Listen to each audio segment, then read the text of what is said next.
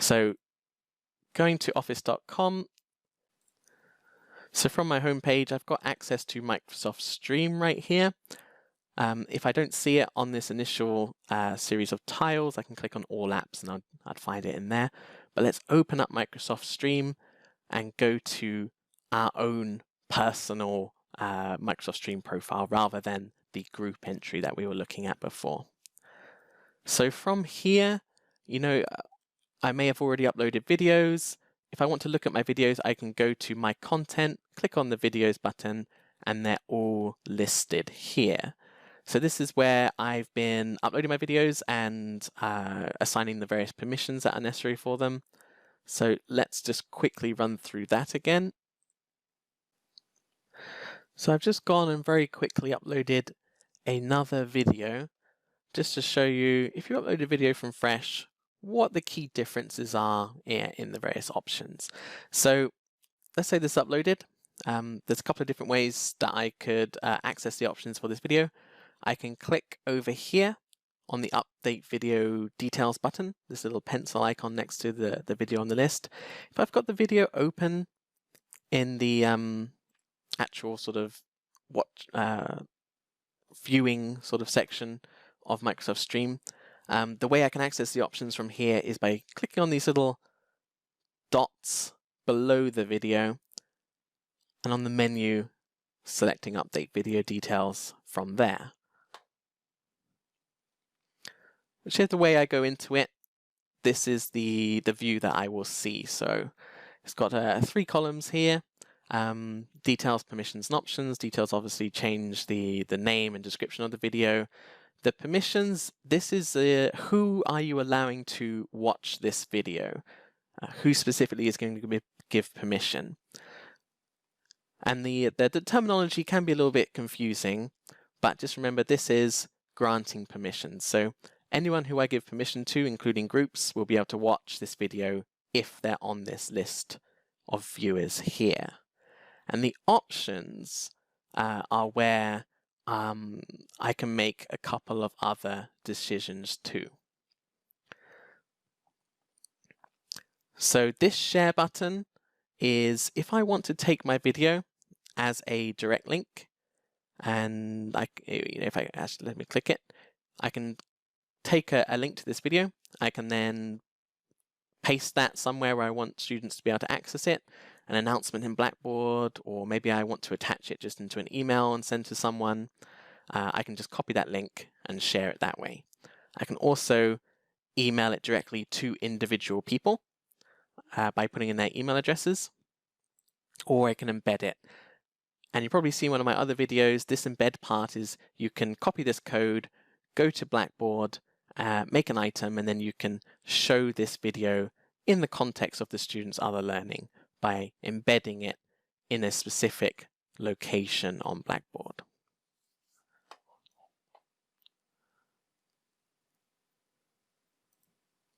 But this share button is only where I want the video to be located. But if I put it on Blackboard as an embedded video, or if I send it to someone with the link, they will not be able to watch it still unless I've given them permission in this middle section. When they click it, it will just say they're not authorized to watch this video. So I have to give permission first. So I can give permission to individual people. This might be especially useful if I want, say, someone else who's an instructor on my module to be an owner of this video. I can just add them as an individual, make them the owner, that's done. But what I'm actually going to do in this case is I'm going to share it with a specific group. So if I go to my groups, what I want to do is start searching for my module. So the way that this has been set up, and this is the only way that you can actually do it, at least currently, is all of your modules have been given a stream group, and all of these modules will contain all of the students who have been enrolled on that module. And it will have a little script that runs to synchronize this list every day. So anyone who's added into any student who's added into the group, after the synchronization, we'll be able to watch the video. If they leave, if they're unenrolled from the module, then after the synchronization, they'll be removed from that group. But let's go ahead and give permission to that group. So this is how everyone needs to do it and how you start it. We type course and underscore. Every single module that's been created with a stream group will begin with this prefix. And when I click on the little magnifying glass, this is when a drop-down menu comes down and it will display all the module groups that I am a member of. And all of these module groups will contain the students that belong to that module as well. So if I just type course underscore, it will give me this selection of 7. I think 7 is the maximum it will display at any one time. And if I see from there, oh yeah, that's the module that I want, then I can just go ahead and click that, and then that group will be given permission to view this video. If my module that I'm looking for does not appear from that list when I type course underscore, click on the magnifying glass, and actually, the module I'm looking for is not there. It's probably because there's too many modules for it to display. So that's when you have to start getting a little bit more specific and start writing in your module code. So I'm going to type in the rest of that code just there, click search, and as you can see, then the module that I'm looking for is the only one that's displayed. And this is how you're going to have to do it for all of the module groups that you want to add. Remember your module codes, but very, very importantly, remember course underscore. You'll have to begin all of your searches with course underscore if you're going through this route of giving permission to your videos. And you can give permission to more than one group. It's perfectly fine. So I'll give permission to these 2 groups and myself. And what I need to do before this is viewable, is I need to publish the video. This is just saying, yep, I've applied all the permissions, I've made any changes that I need to, I've checked that the transcript is accurate, and now I'm ready for this video to be seen. So once I've published it, that's done now. This is now available to be viewed by anyone who's got these permissions. What I can do then as well, if I want to, is I can share it. I can share that direct link with people if I want to. I can go and embed it on my Blackboard course in a specific place.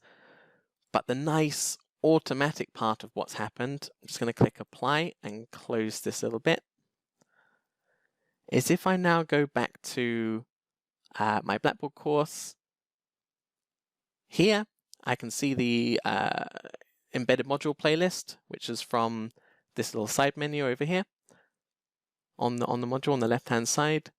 I'm going to refresh the page, and now that video that I was just giving permission to is also displaying here on the embedded module playlist.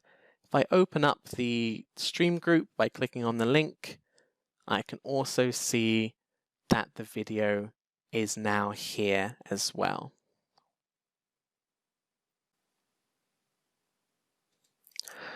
Whichever route you take, whether you come in through the module and access the group this way, or whether you add the permissions from your own stream profile, it doesn't matter which one which method you use, they both will sort of correlate one to the other as well. Just a little quick, again, I guess like a third point of entry to this group area. We were looking before at this page where we were looking at individual videos and setting permissions, but just be aware also you can go into My Content and find your groups directly as well. So this will display all your groups, including your modules, which will all have the prefix of course underscore.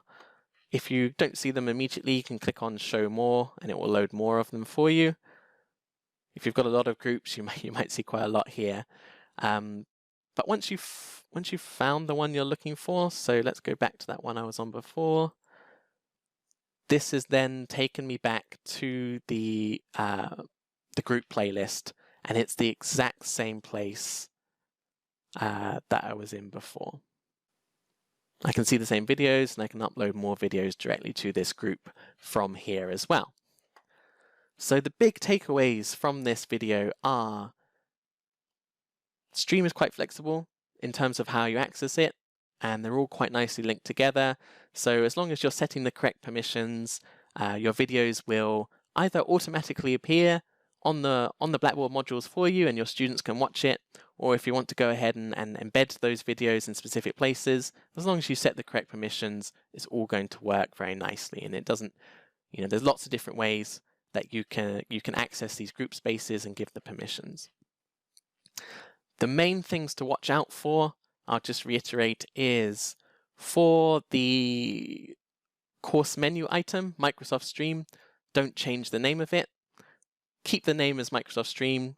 You can move it on the menu. That's fine. You can reorganize where it sits, but do not change the name from Microsoft Stream so that the synchronization between Stream and Blackboard functions correctly. Also, if you are going to be in a group area and you don't want your students to upload videos themselves, go into the options, edit this group, and turn off the button that says allow all members to contribute.